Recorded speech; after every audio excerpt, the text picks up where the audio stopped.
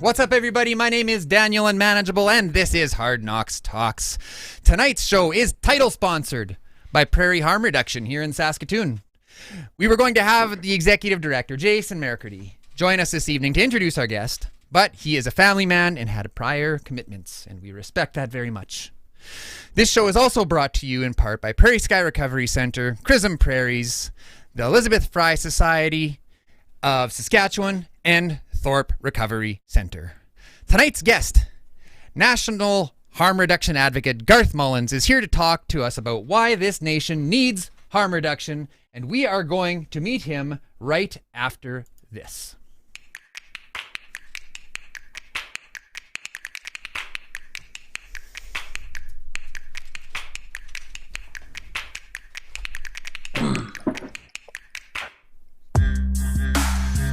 I spent 23 years living in addiction.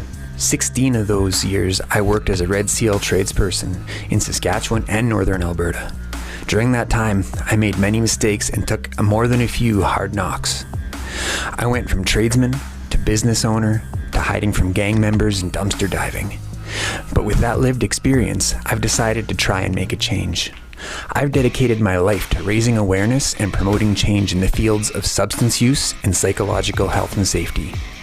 So join me and my guests as we take off the blinders around mental health in our communities and at work and shine a light on what's working and what's not working in the fields of mental health and occupational health and safety.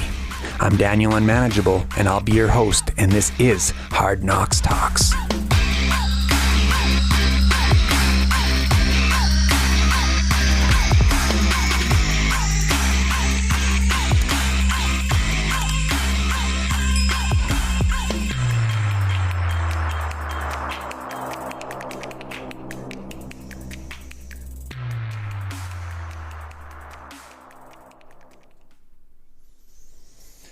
Okay, well, here we go. We're coming for you, Garth.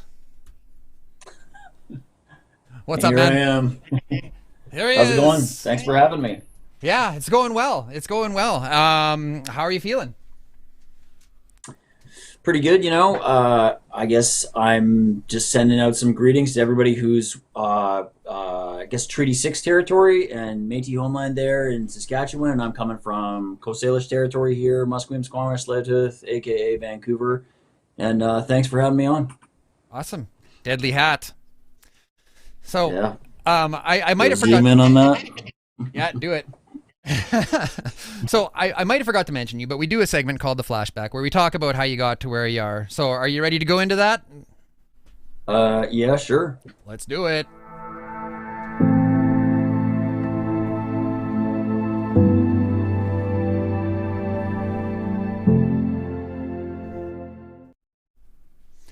So, give us a brief history. Tell us about growing up, Garth, and how you came to where you are.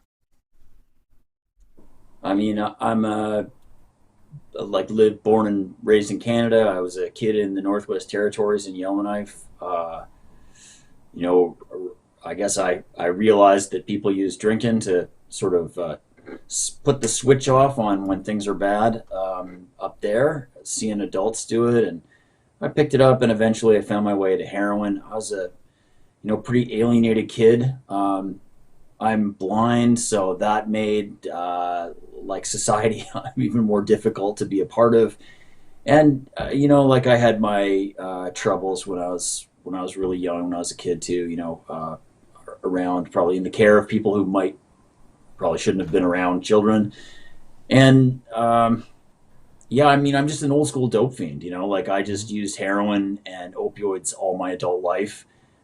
Sometimes that messed me up. Sometimes it was just like going to work and having the daily life.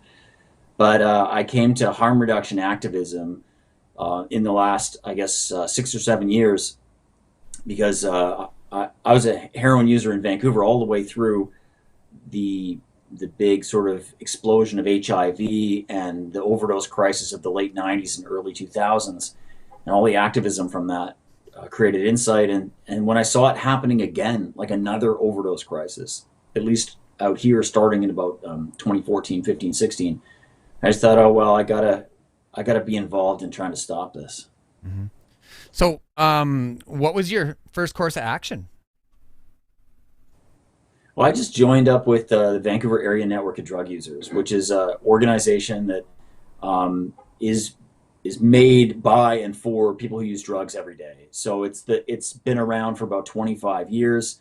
We opened unsanctioned safe injection sites before they were legal. You know, we fought all the way to the Supreme Court for the right to run those things.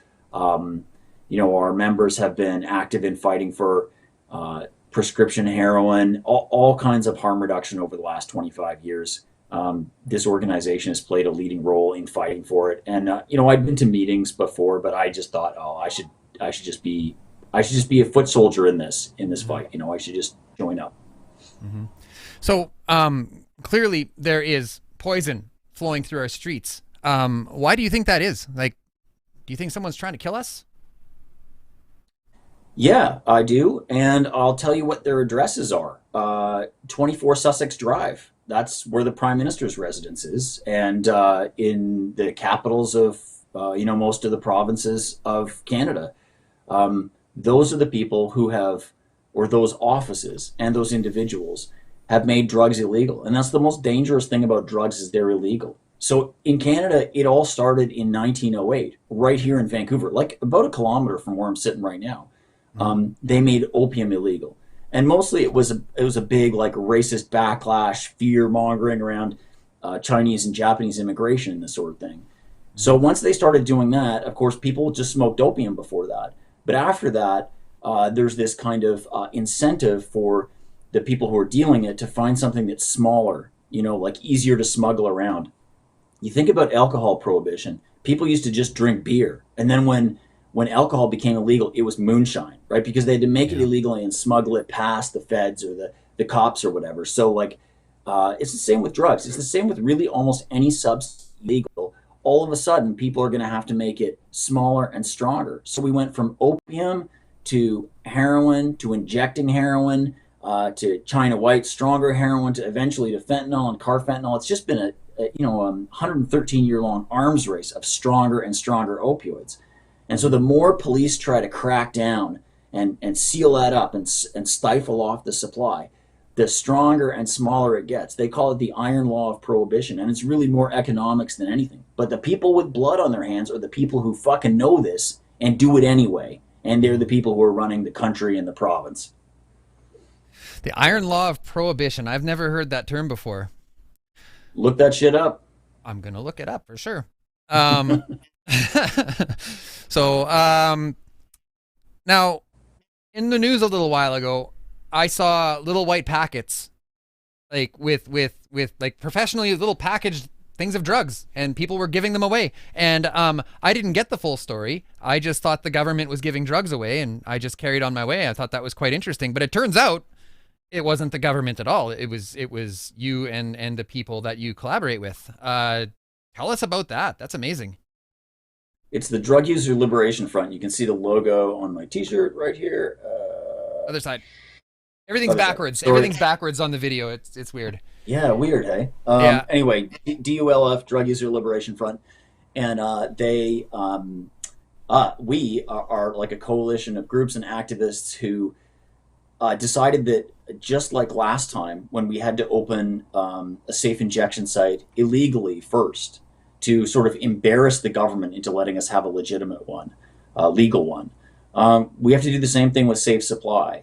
So lots of countries and jurisdictions around the world have realized if you just prescribe people heroin, it reduces a lot of harms to the person, to the community, to the crime, to everything. This is like a very, very old idea. They've done it in Britain, or they did it in Britain for a very long time, most of the 20th century, really. So we're just suggesting kind of the same thing. That really, if people are dying from contaminated drug supply, there's a pharmaceutical version. There's a safer, regulated, or known version of most of that stuff. So we're fighting for that. It's called safe supply. The government doesn't want to do it, or they're dragging their feet and trying to divert us into other things. So we did the same thing as the safe injection site fight. We just started to do it illegally ourselves first. Mm-hmm. So some activists with DULF, with DULF, They sourced heroin, cocaine, and meth from the dark web, and then ran it through FTIR spectrometer to find out exactly what's in there, to make sure, okay, there's no fentanyl. We know exactly what's going on. There's nothing suspect, right? And then once we did that, we set up a big demonstration kind of street party in front of the police station in Vancouver, and just said to all the members of the drug user union that I'm part of, Vancouver Area Network of Drug Users, got hundreds and hundreds of members, probably thousands, just said, come on and get it, and so people had to line up and all that. And of course, the first time we did this, people didn't believe it. You tell people, oh, we're giving out free drugs, and they're like, what? Yeah, yeah.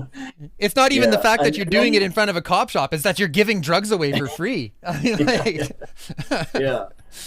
So, and I mean, we invited the media. We told the cops. We told everybody what was going on. But we also got hundreds of people there, and a band, and a barbecue, and everything like that. So it was a pretty good time, and people were able to get relatively small quantities of drugs, and so it was symbolic. It wasn't going to last people. Relatively small. That's an ambiguous term. Well, for the membership of VANDU, we know that people have pretty big habits around here. And so we know that if you're given a couple of points or a point to people, that's not really going to even touch the sides. And that's another reason why we chose to give it to the VANDU membership instead of just to the world at large, because we know who these people are. We know that they're not opioid naive. We know that they're not noobs who've never done it before and all that. So it was to kind of show government and the world this isn't really as complicated as people think. So okay, so I thought this was just the public at large could just come and grab drugs, but it was sort of like an organized protest in a way, almost a vulgar display of power, really. It was intentionally organized, and we were, we've always made efforts to kind of know the people who are coming to, like I worked the line one time, the very first time, just to size people up, and if someone was there who really looked like they didn't know what the hell was going on, I could say, I don't think this is for you, man, Yeah. But I didn't find anybody like that, so. Yeah. It was for everyone that showed up. So, okay. So tell us, like, how did you get away with it? I mean, from what I understand, you had politicians involved in everything, and you're openly giving drugs away, and surely the cops were standing there watching you.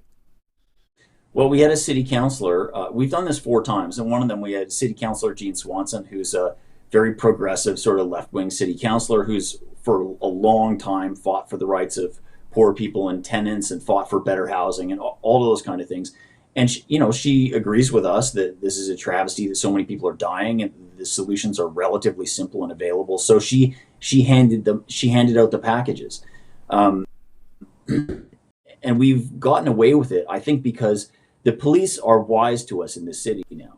Like when we open an illegal safe injection site 20 years ago and we kind of advertise and say, you come and arrest us, they know it's because we want to go all the way up in the court system and prove that not allowing healthcare, access to healthcare for drug users is, against the Constitution. So they probably didn't want to play into that game. And that's something the harm reduction movement has done for decades. There are some very famous people from New York who just went around when it was illegal to give out needles and gave out needles. And they were like in all these different states in the US. This is way back in the 80s, right? They're like, come on and arrest us, right? So they were looking not only to get needles into the hands of drug users and people who needed new needles, they also wanted to overturn the laws. It's classic civil disobedience tactic that so many marginalized and fucked over groups of people have used in the past. So were you scared? Like the first time you went out, like were you like, oh man, I might get locked up for this?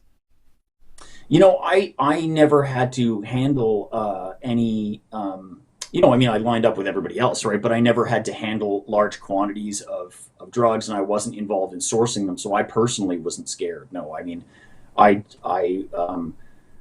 wanted to make sure the day went well. So it's kind of, you're not just like at a barbecue kicking back. You're sort of trying to be a little bit more aware. And as an organizer, you have some responsibilities and stuff. But I also trust our community. We have lawyers that work with us a lot. We have lots of people with good medic training. We have also, as drug users, we have an incredibility to keep six, right? Everyone has got that built-in radar to watch out for the cops. You bet. So Yeah. it's actually in a big group of drug users, I can be pretty sure that someone's going to say, "Hey, six up," if things are going south, you know? Yeah. So the police weren't just like weaving their way through this crowd and just picking people off, like they left you alone, or No. They were kind of surly and they weren't loving it, but they were on the outside of the crowd. You know, they weren't going to come into the middle of the crowd. You know. So when we were talking last week, you say that you pull strength from the people that came before you in this fight. Who do you see as coming before you? Well, I think of people like those first generation of harm reduction activists, like the people who were, risking their liberty to hand out new needles. Like when I was a teenager in the Tenderloin in San Francisco, and I was a black tar heroin user there, the very first new needle anyone ever handed me was someone who was risking their freedom to do it. Someone who was smuggling around new syringes, sometimes in a baby carriage, so that they could escape the police, so the police wouldn't notice. And, I thought that was incredible. And there's just this whole tradition of people who've been fighting for years and years because they believe my life has some worth. And so I have to pay that forward. You know, I think of Dan Bigg, who was a Chicago activist, late Dan Bigg, and he believed that everybody, all drug users, should be able to have naloxone. And it seems kind of more commonplace now. But back in the 90s, when people were overdosing in the big overdose crisis that was here at that time, you know, we'd see the ambulance guy come up and shoot him with Narcan, and we think, why can't we get that? You know, and now I have dozens of these, probably 50 of them in my house, and I train people on how to use them. Right? It's naloxone, and this guy, Dan Bigg, used to fight for all of us to be able to get access to naloxone. And when we couldn't get it, when it was still illegal and controlled and we weren't allowed to have it, he used to just fill up garbage bags with it and take it to health conferences and give it out to other activists at these conferences. He was like a Narcan mule. And so this guy helped basically break down all the walls so that people like you and me, like anybody in Canada, can have Narcan. You know, you don't need a prescription in most places. I could show you how to use it in 5 minutes. You can't go wrong with it, you know? You know, it's interesting. Just quickly, I picked up a couple of kits a little while ago as soon as I realized that they were free from a drugstore here. And as soon as I did, someone messaged me and they're like, "Hey, where did you get that?" And I ended up giving her one. And a couple of weeks later, she ended up saving a life in her back alley with that kit. So you just never know. I just think everybody in Canada, they should be part of any first aid kit, you know? Yeah, I agree. Oh, and it's the CSA. If you want naloxone to get into job site first aid kits, it's the CSA that you need to lobby. They're the ones that do that stuff. So write them a letter. What else do we got? Canadian Standards Association. Correct. Right. Correct. Speaking of workplaces, we will tread gingerly into this as I am a safety professional. Do you see a harm reduction strategy being effective in the workplace?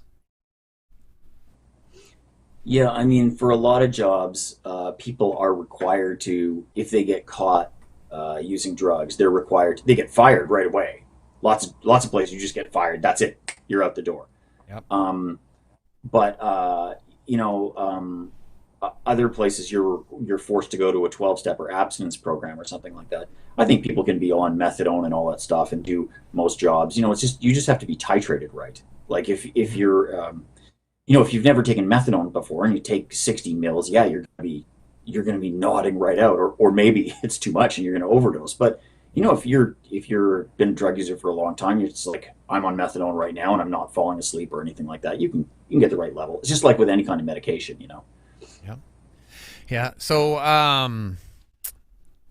tell you though, harm reduction at work is a really good idea. Like, think about the restaurant industry, how much coke gets used in the restaurant industry, or how much coke gets used in the resource industry. I used to work mining, and people used to take coke up to the dry camps because they couldn't get booze in, right? So it's like, it wouldn't be introducing drugs into the workplace to have a harm reduction strategy. It would be recognizing that drugs are already in the workplace. Like, If you come to Vancouver and you go to the downtown east side at 6 or 7 o'clock in the morning, you'll see a whole bunch of people, a whole bunch of tradespeople going to work. So you see the high vis vests and hard hats, people going to work, but they're coming to score first before they go to work. So it's just like drugs are at work already. Yeah. We should accept that and know it, and know that everyone's effort to kind of stamp it out hasn't been very effective. So let's try something else. Yeah.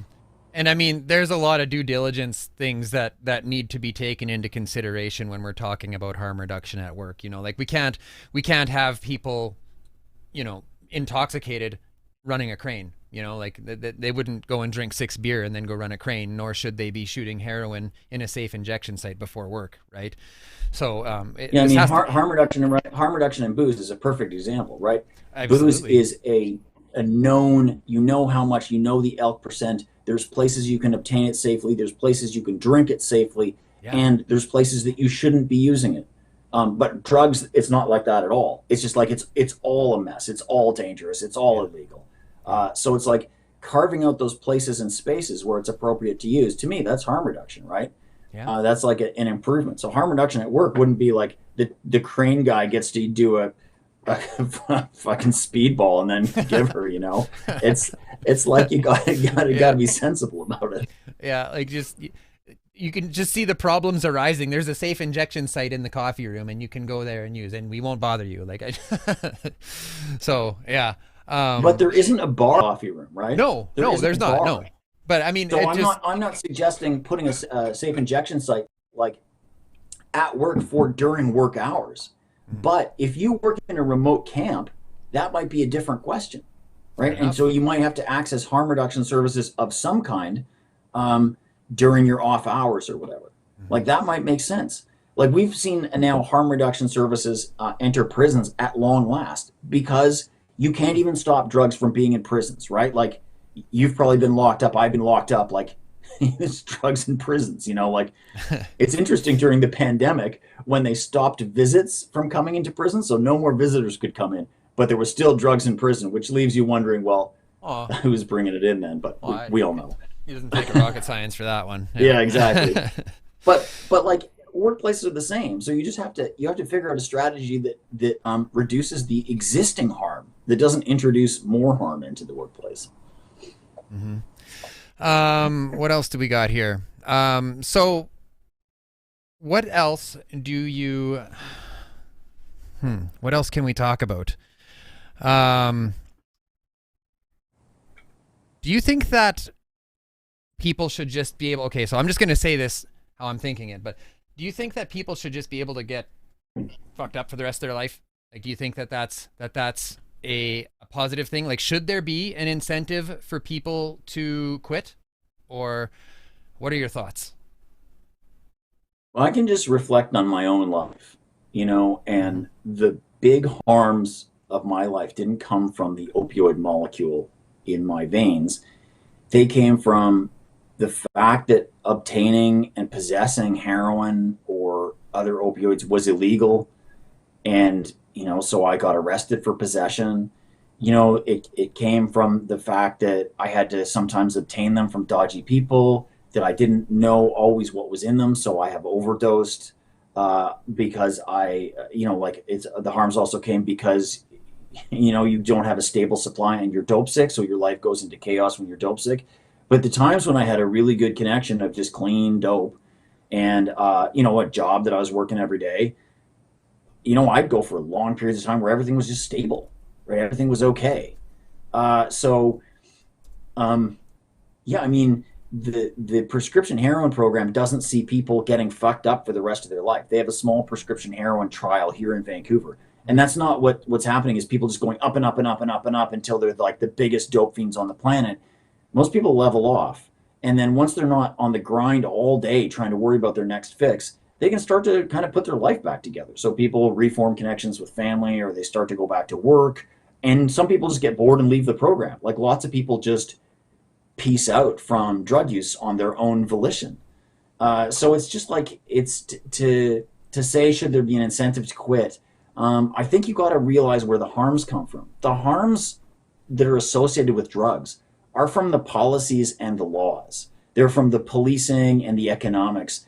They're not from the molecule. It's just like, and I know that that's, I've been to a lot of 12-step meetings, and I know that people would not like to hear that there, but that's the truth of it, This isn't that. Yeah. Now, and I am not going to talk poorly about the 12-step programs, because I found a lot of healing in that fellowship. However, it is not the only way. Great people. I went to a meeting like 3 weeks ago. Like, there's fantastic people there. I like, program isn't for me, but if it works for some people, more power to you. But that's the thing that I like about it, is the people. And I think that's what most people really like about it, is that they're people who've lived the same shit that we have, Yeah. So you went to a meeting. You do that? That I'm a little surprised. Not regularly, not usually, but I was just like, oh man, I want to hang out with some people who understand this, but I also don't want to be like using or anything right now. So that's where those kind of people were. But like back in the day, I went to a lot. I really tried to make the steps work and all that. But that didn't work out for me. But that's a really positive message that you said there, and I'm sure you said it intentionally. You said you didn't want to use, so I went to places where people weren't using, and that's meaningful to me coming from you. So thank you for that. Yeah, and I'm mostly on methadone, right? Like that's the opioid that I take most of the time, and sometimes life requires a little something more, and I might do that, but on that particular day, I was just like, looking for that certain kind of camaraderie that you can find from people, and I just wanted to check it out. Like, I want to keep an open mind to most things, Mm-hmm. Cool. Well, if anybody out there has any questions or comments that they would like to ask, I think now is a good time to put them in the chat. We're going to go into the viewer's voice here in a little while, and we will address any questions that you might have. So let's get them in the chat. Tell us about your trip to Portugal you did, and tell us about the Crackdown. Like, we want to hear about that. Oh, and hang on, can you look up Crackdown and put a link in the chat so people can check it out? So, sorry, continue. Yeah, Crackdown is the podcast we make here. It's we started in 2019, and it's drug war coverage, basically, from the trenches. So, it's made by me and an editorial board of drug user activists, people from the Vancouver area network of drug users. And so the things that we cover come from what the movement needs, what people need to know more about or talk more about. And, it's kind of like an audio documentary format. So, our 5th episode, we went to Portugal to look at their model of drug decriminalization. And, we talked to some of the officials there, but we also just talked to people who were regular drug users. And when I was going over there, I thought, oh, this will be great. This is like the heaven for drug users. This must be an awesome place. But it wasn't really what I thought it was going to be. No. Drugs are still illegal in Portugal. The police will still seize them off you. Yeah. Instead of going to jail for very small amounts, you go kind of get a scolding from the dissuasion commission. And we met the person there who does the scolding, and it was nice, because I think that different types of treatment may be more accessible there than they are here, including methadone. Yeah. But the drug user activists there were sort of saying this is like not quite a completed revolution here, like that we got it partway done. And their advice to me was, sorry? No, sorry, go ahead. I was just gonna be like, we kind of got stuck somewhere along the way. Oh yeah. And their advice to me was like, if governments in Canada ever start talking about decriminalization, make sure you're at the table, because Portuguese drug users were not at the table. Portugal came up with its decriminalization plan. So, the kind of coercive push into treatment often backfires for people. What I saw, I went to shooting galleries and stuff there, and it just seemed like the same thing as here. I saw a police raid on a suburb there looking for a drug dealer.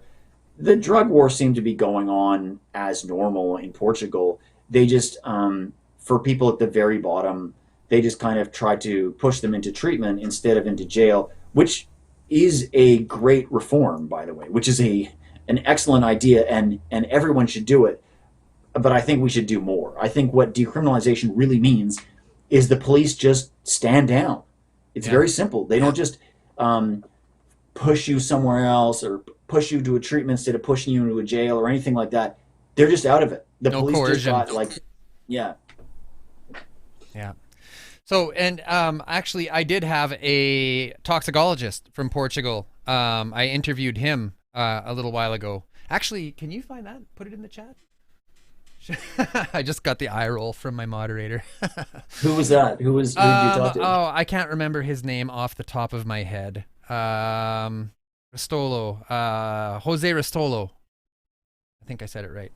But yeah, he's also part of the European Workplace Drug Testing Society and stuff like that. And he said he was saying the same thing, but he was saying that they touted a pretty significant reduction in drug-related harms when they brought their harm reduction strategies in, like when they brought their decrim in. But some of the things he was saying was, in fact, that yes, they still take your drugs away. You know, they take your small amount of drugs away, and if you do a certain amount, you get caught a certain amount of times, you end up in front of a tribunal and you end up being coerced. Yeah. So I think we can do better. We definitely can. But, 20 years ago when they started this, they also started, I think, needle distribution and stuff. And when I somewhere around here, I have some Portuguese like harm reduction supplies, and, they were giving them out. It seemed like it was easier to get methadone there than it is here. So there's other things they're doing, like lowering barriers to other stuff that everyone else could learn from, I think. In fact, he was telling me that their biggest problem currently is marijuana. Since Canada legalized, North America legalized, Portugal is sort of shaking their fist at us right now because now everybody wants it legalized in Portugal. And apparently they're having quite a bit of harms related to marijuana use in Portugal. Like, what do you got to say about that? I was surprised. I don't believe it. I mean, when I was at the Dissuasion Commission in Lisbon, there was like a waiting room full of kids who got caught with a joint.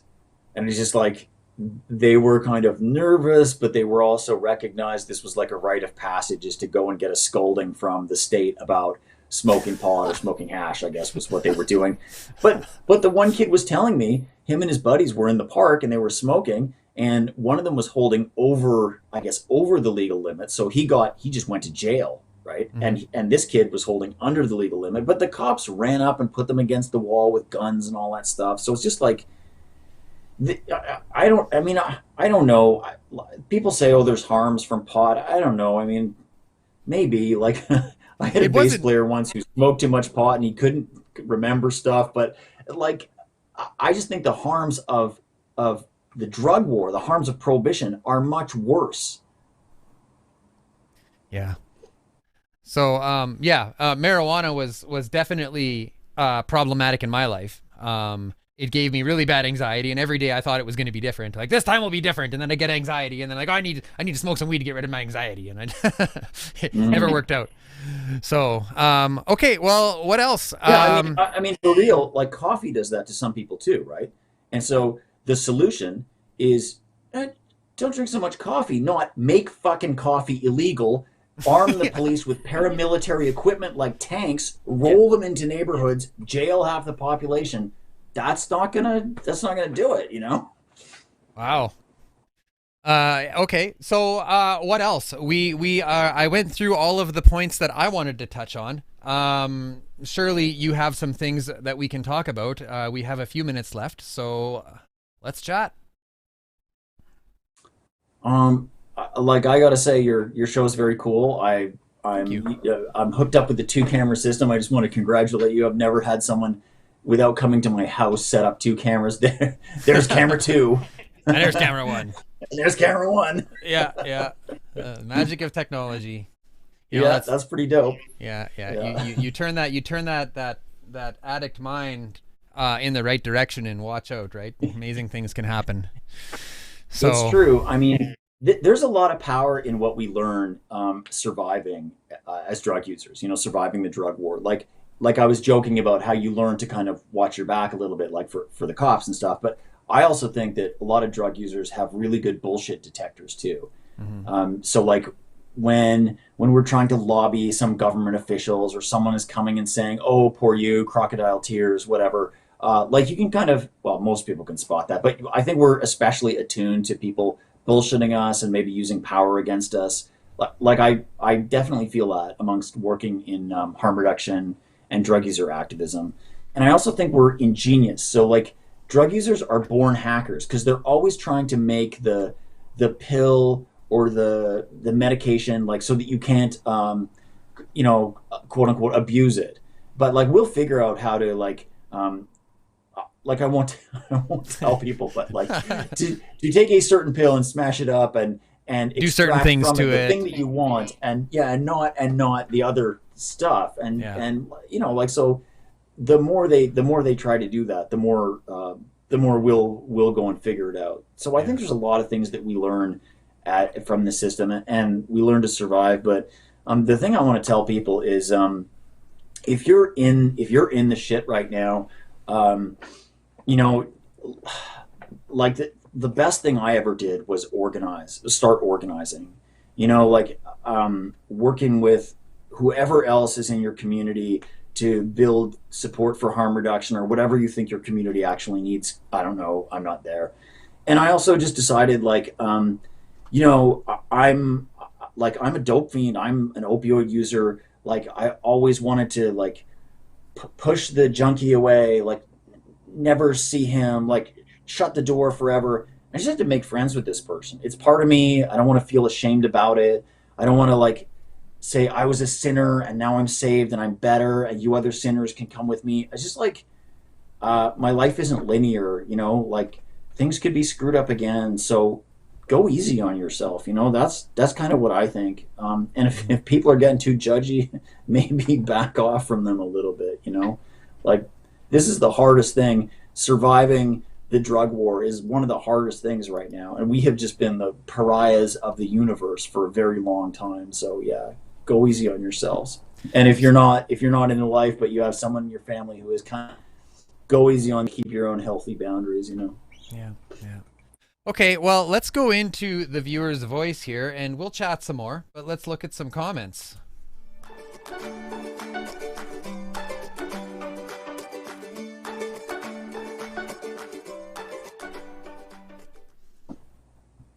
I love that music. We have such happy viewers. So, let's see here. What can we... let's look at the queue. I got some. We've got a question here from Wilmina. Yeah, you probably won't see the whole thing. No, I can read it off, though. Wilmina says, Garth, Saskatchewan has announced it is bringing in methadose instead of methadone in the next few months. Can you talk about how badly that turned out in BC? Wilmina, thank you for the question. Yeah, I can, and I'm sorry to hear that, Saskatchewan. I did hear about that before. It's methadose. Methadose it's a brand name formulation of methadone. So it's made by Mallinckrodt Pharmaceutical. It comes sort of pre-mixed in this cherry cough syrup type stuff to the pharmacy, and they just pour it out for you into your little cup, and you have your dose and everything like that. In BC, they switched us all to this stuff in 2014, and right away, lots of people just started getting dope sick. Like, methadone is supposed to last you the 24 hours. I mean, it has one job. Methadone has one job, is to keep you from feeling dope sick. And this stuff sort of lasts most people, or at least a majority of people, 10 to 12 to 14 hours, and then they're feeling sick again. Mm-hmm. So we did a lot of advocacy around this, trying to get the government to switch it back, but the government wouldn't. And this happened right when fentanyl was entering the drug supply. So 2014, they switch all of us, 15,000 people who are on methadone over to this new formulation. Then fentanyl comes in just as we're all getting dope sick and having to now top up from the illicit drug supply. So lots of people who'd just been on methadone for years and not used anything else suddenly were using again within days after the switch. And the government just said, oh, it's all in your heads. It's all in your heads. We started working with some researchers, doing some advocacy. We found out a lot of people were feeling this. You can find this in episode 2 of Crackdown. If you go look at, we document it very thoroughly about how the evidence is all on our side, how the government didn't really do due diligence. We searched for records in the government and showed that they kind of had a little bit of a deal cut with the pharmaceutical company. And we've taken them to court, but nothing's worked. We have not yet been able to turn this around. We did find an off-ramp in BC where people can get another formulation, which actually works way better, called Metadol D. But it is scary, I think, and people should look for any option they can in Saskatchewan to see if there are other formulations, if there's a chance to stay on the old stuff. I've seen other jurisdictions do this switch, and none of them have done it in the radical way that BC did, which is everybody and all at once, so hopefully Saskatchewan will be like, here's some other option, you can try this or whatever. But yeah, to me, I would just say, don't take the chance on this stuff, So what do you mean an off-ramp? You found an off-ramp. What is that? Tell us what that means. Well, I mean, if you're on this highway to hell, it's called methadose. I guess the off-ramp was a brand of methadone called Metadol D, which is closer to the old stuff. It's more similar. It lasts a long time. Like I use it, I can't tell the difference between the old stuff that they switched from, the old generic compounded methadone. I remember when I was on methadone several years ago, which I ended up getting kicked off of because I started pissing hot for crystal meth. So it's like, oh, that guy's displaying symptoms of his disease. We better take away his medicine. Yeah, man. So, You know what? I'm for no more piss tests.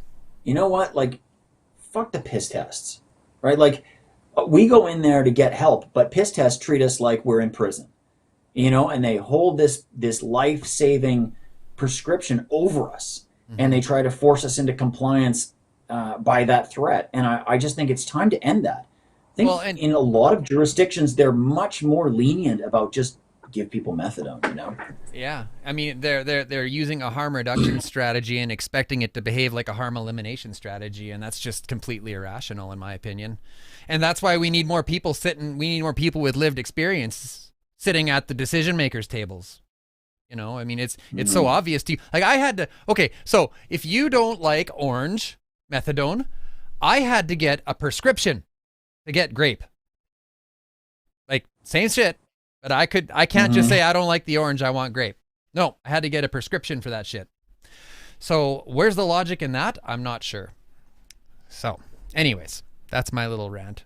Yeah, I mean, this is why, like, we have maybe 15,000 people on methadone still. And if you total up Suboxone and everything else, you might get to 20,000 or 30,000, something like that. But like, there's 100,000 dope fiends, people with opioid use disorder in British Columbia. And that's like 20-25% of people, 30%, whatever. Incredibly low proportion. 25% of people? Yeah. Let me get this straight. 25% of people in British Columbia are addicted to opiates. No. I heard that wrong? Yeah. There's 100,000 people in British Columbia who have opioid use disorder. Oh, and a very small proportion of those are able to access methadone or something like that. Oh, okay. And the proportion would be much higher. No worries. The proportion would be much higher if it weren't for all these barriers and daily pharmacy visit requirements and all the piss tests and everything you have to go through. Like if they just, broke the jail open on the methadone and everything else that's out there, instead of like, guarding it so closely and making us jump through all these hoops, you'd get way more people able to be on this stuff. Yeah. And again, it's about reducing the harm, there was times when I did bad shit, Buddy didn't answer the phone. Nobody was answering the phone and I needed to turn to the street, and then I ended up getting ripped off, and then I ended up doing bad shit to get money to get my dope. Now, if I could have just went and taken a drink of methadone or gotten my hands on a safe supply, maybe I wouldn't have had that hockey mask on that night. So we're talking about reducing harm and taking someone's medication away because they are struggling. That is extremely harmful.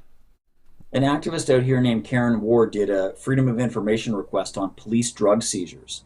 and found out that the police seized drugs in the last couple of years, just before her request, about 15,000 times off people without charging them. Just, took the drugs, the Vancouver police, and threw them away or checked them into evidence or whatever, right?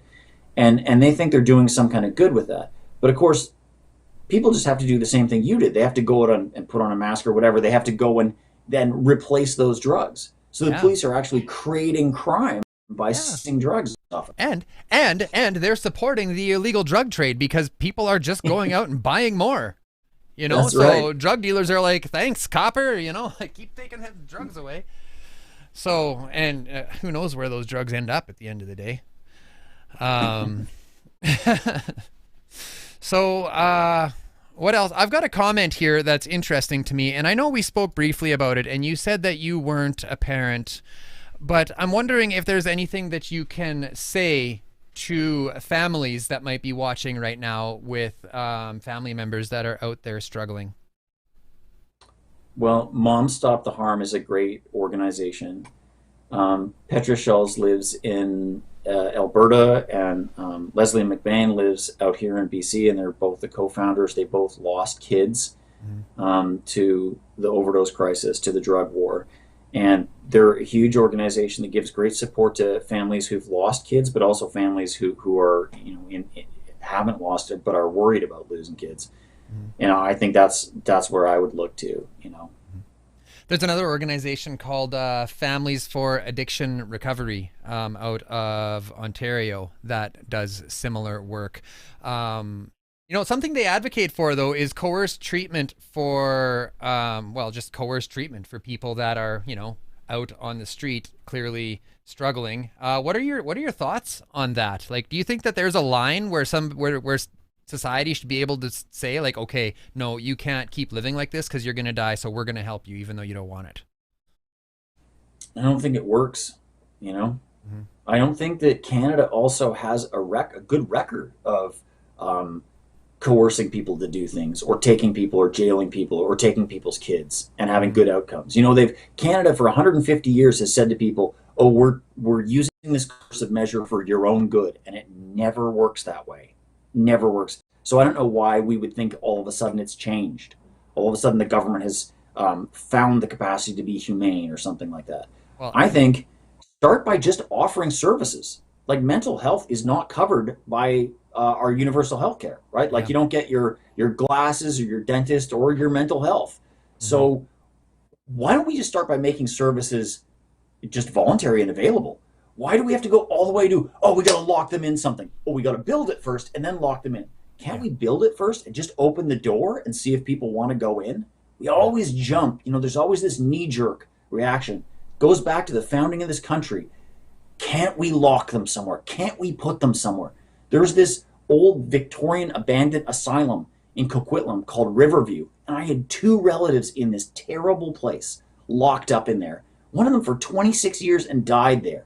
And I will never sign on to any of these coercive measures, including for kids, especially for kids who are even more vulnerable and have less legally recognized rights in most institutional circumstances than adults do. Yeah. We have to give people the kinds of supports and programs and options that they want, that they even co-design, before we reach for the lock and key, before we have something like Bill 22, which was introduced in British Columbia in 2020 and is going to come back apparently in the spring, which would let doctors, lock kids into locked wards for a week, even use physical restraints and all that. Just I understand parents who are so desperate, they just want anything, but let's build something the kid might actually like, that might actually help them before we build the jail. Let's demand something better. Yeah. We'll lock them up for a week, but then we'll just throw them back into the fire and wonder why our success rate is so low. And then we'll stop doing it because our success rate was so low. Fuck. And even worse is the overdose rates increase dramatically in the time right after release from any kind of rehab facility or incarceration, jail, kind of mandatory treatment environment. So whatever we're doing when we're locking the door, people are just bursting out of there even further traumatized because they were restrained in there to begin with and using again, but their tolerance is different and they're dying. So the overdose rates go up. So it actually causes harm to lock people up. Yeah. So if you're going to coerce people into treatment, then I think that we should. I mean, that we're being coerced into things that don't work. You know, 28-day treatment center is a 28-day treatment plan is nothing without like a year of aftercare. You know, and like you say, like they go out, their tolerances are down, they have a shit day, and then they're overdosing. You know. Yeah. Yeah. So yeah, I mean, sometimes too, it's just like we got to remember that people who are in real trouble, like in their lives or whatever, they just want what I want. You know, stable housing, a good job, good relationships with your friends and family. You know, like these are things that we already know how to do, but we deny to people on the regular.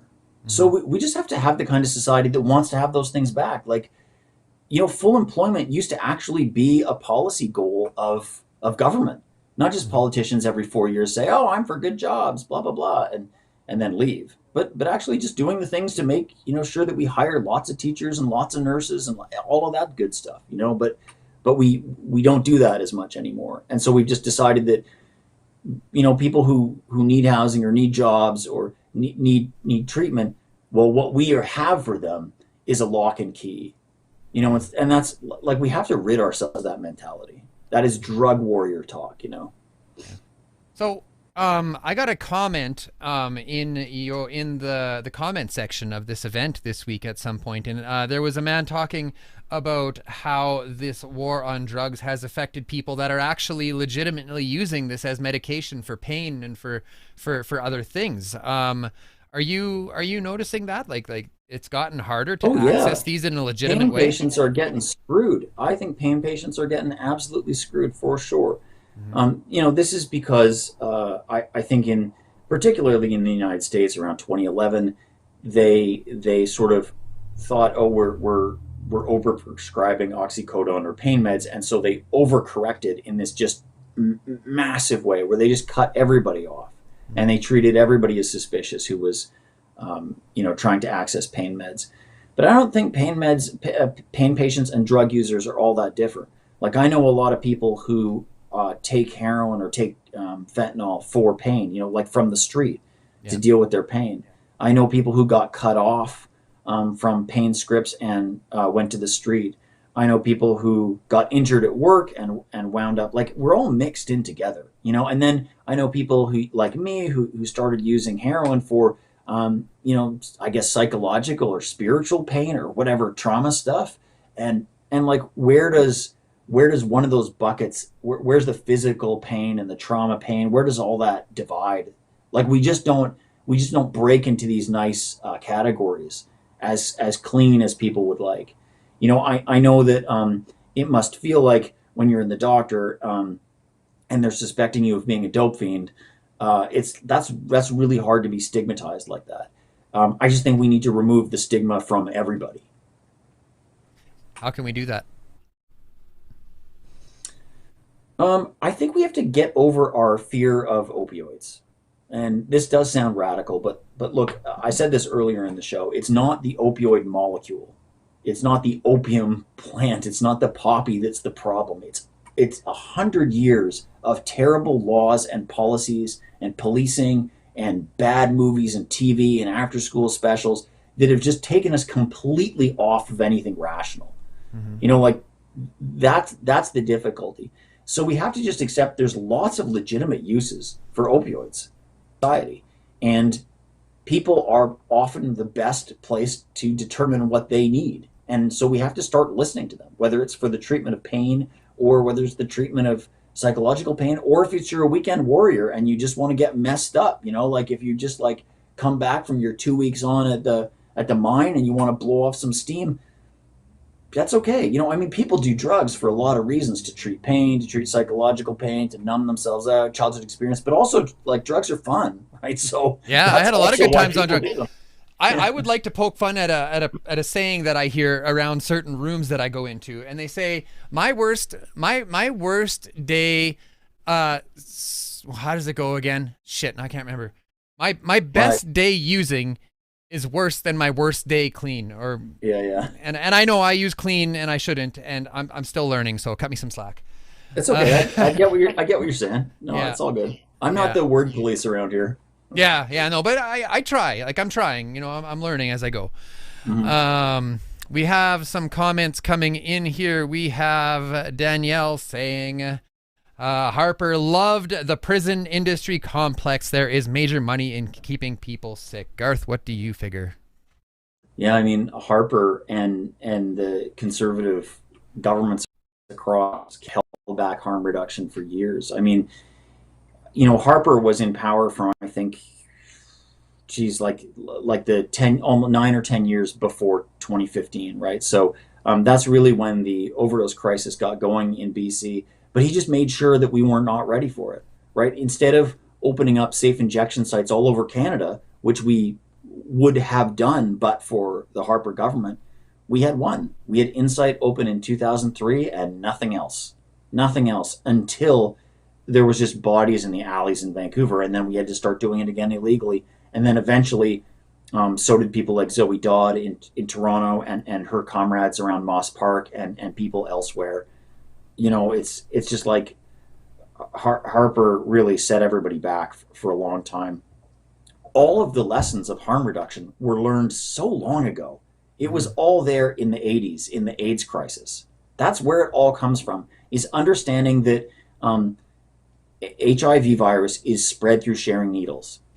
And why can't we have needles? Why can't we give out needles? They said, well, that will just encourage them. It sends the wrong message. We can't do it. But eventually we convinced them that you have to do it because so many people were dying. And that's it in a nutshell. And so we learned the lesson, but we have to keep learning it and keep learning it. And it's like, I wish we could just take that lesson and apply it in different places and not have to refight the same battle again and again and again, while more and more of us die. Yeah, we've got a comment coming in saying Canadian prisons are more... Canadian imprisons more people now than we did under Harper, so we can't blame him for what's happening now. Do you think that's true, Garth? Oh yeah, I mean, I blame Trudeau too. Fuck both of these guys. The Liberal Party and the Conservatives, they have both overseen the drug war for 113 years. And the NDP in British Columbia is doing it right now. These people are gutless cowards. I don't know what the prison population now is compared to under Harper, but they both have blood on their hands as far as I'm concerned. We got another comment coming in saying, exactly, Harper admitted that addiction needed weeding out. Like Dutry? How do you say that word, Garth? In the Philippines. Duterte. Yes. There you go. Tell us a little bit about the Philippines, you know? Much about that? Yeah, I mean, they have death squads there that will just fucking shoot your ass if they think you're a drug user. And they've done it to thousands of people, just killed thousands of people. So that's just outside of the court or legal system or anything, you know? That's intense. Yeah. Okay. Let's see. We've got Danielle one last time here. Hard knocks, compassionate talks are needed.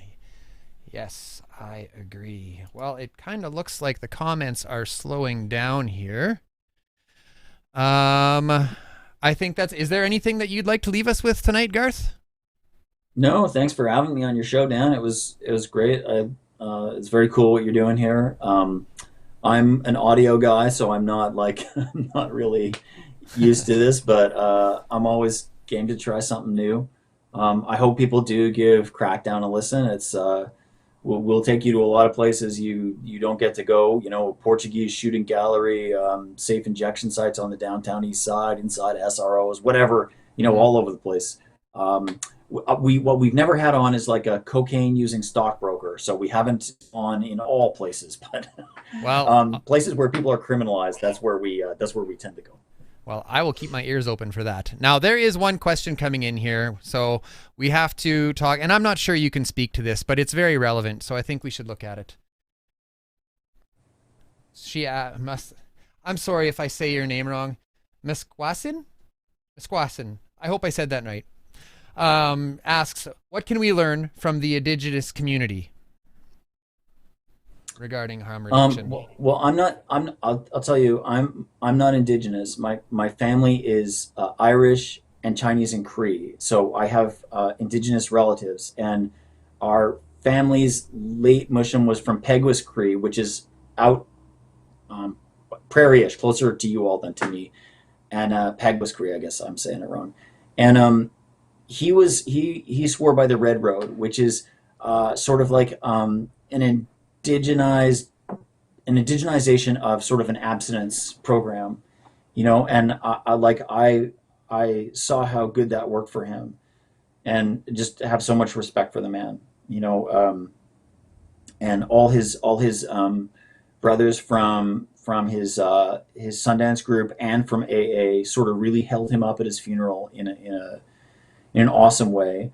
But I also know that the Blood Tribe, which is got the main communities close to Lethbridge, has implemented harm reduction on the reserve community faster than anybody else in Canada really did. Faster than, like, they had naloxone and Suboxone and all that stuff going around there, quicker than almost any other cities in Canada. And so I think it is, what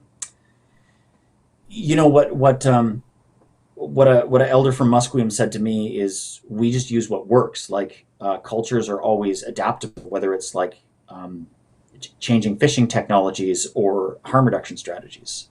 So like, I mean, I can't really say anything further than that.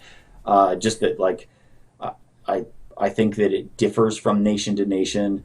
I think communities have to decide, but I think that the role of the rest of Canada is to stop, like, re-traumatizing people, to end the process of colonialism, which is causing so much displacement and harm, and the harms of which and the traumas from which people are often using drugs to numb out. Like, my best friend Jeff is from Curve Lake First Nation in Ontario, and he was a 60s scoop kid, right? And so that is like the state taking Indigenous kids off their moms and putting them into white homes, and that initial displacement is really hard to, like, coercively, forcibly, it's very hard for people to go on with that, and Canada has to stop all of that sort of thing.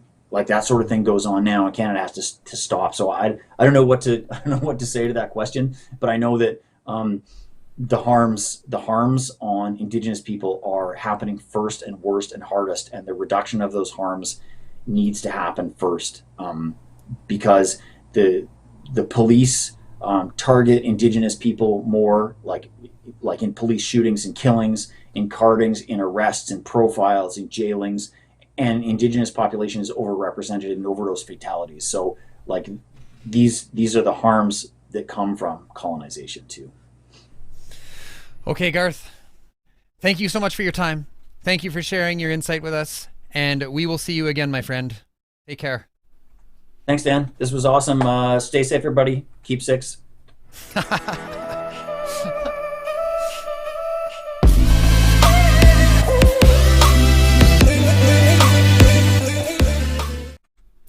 There is power in numbers.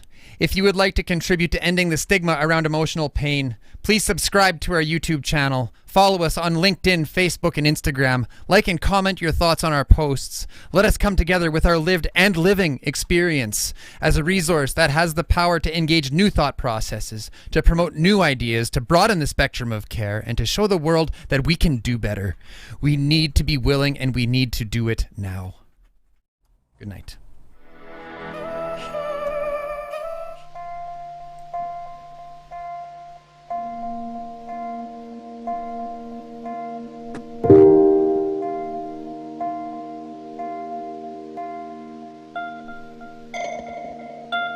Thank you.